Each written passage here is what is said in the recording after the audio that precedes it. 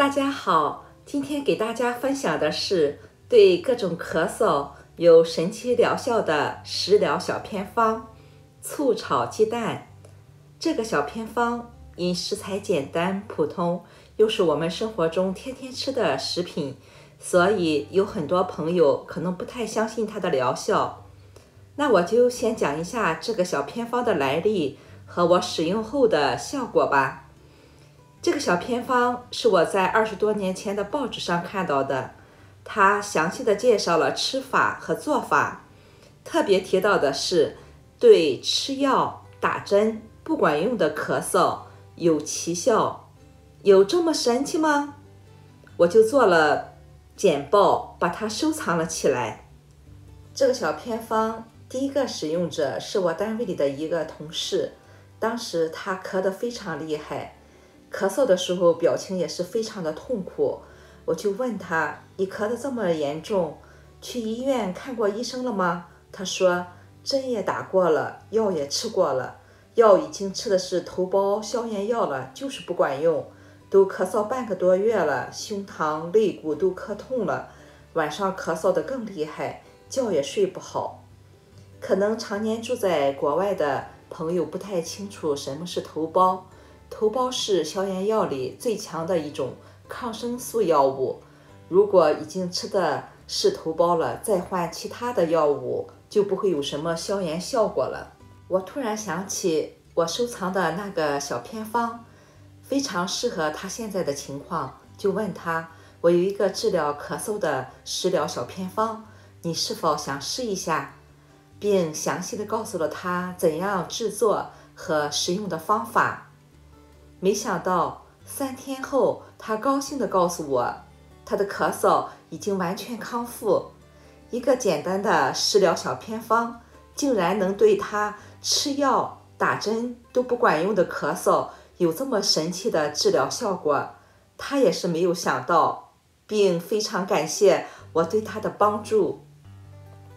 从此以后，我身边的家人、朋友和同事有谁咳嗽了，我都会及时的分享这个食疗小偏方给他们。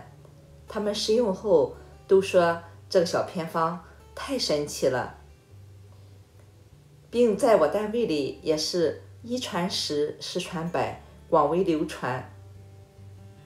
朋友、同事们也都纷纷打电话来询问我这个小偏方的具体做法和使用方法。这个小偏方吃过的人上至80岁老人，下至2岁的小朋友，使用后效果反应疗效神奇、安全。这么多年只有2个人说无效，一位不知原因，另一位是70岁的阿叔，他试用7天后还是继续咳嗽，后来检查发现是肺癌，及时做了手术，阿叔现在身体健康。现在已经是冬季，天气寒冷，如果感冒咳嗽，在这个病毒特殊的时期里，有人听到了谁咳嗽了一声，都会吓得躲得远远的，对咳嗽的人也是很尴尬。所以我特想把这个小偏方分享给大家，希望能帮到那些需要的人。食材易得，操作简单，食用也安全。食材：鸡蛋1至2个，米醋20至30克。做法：先将米醋倒入锅中，小火烧开，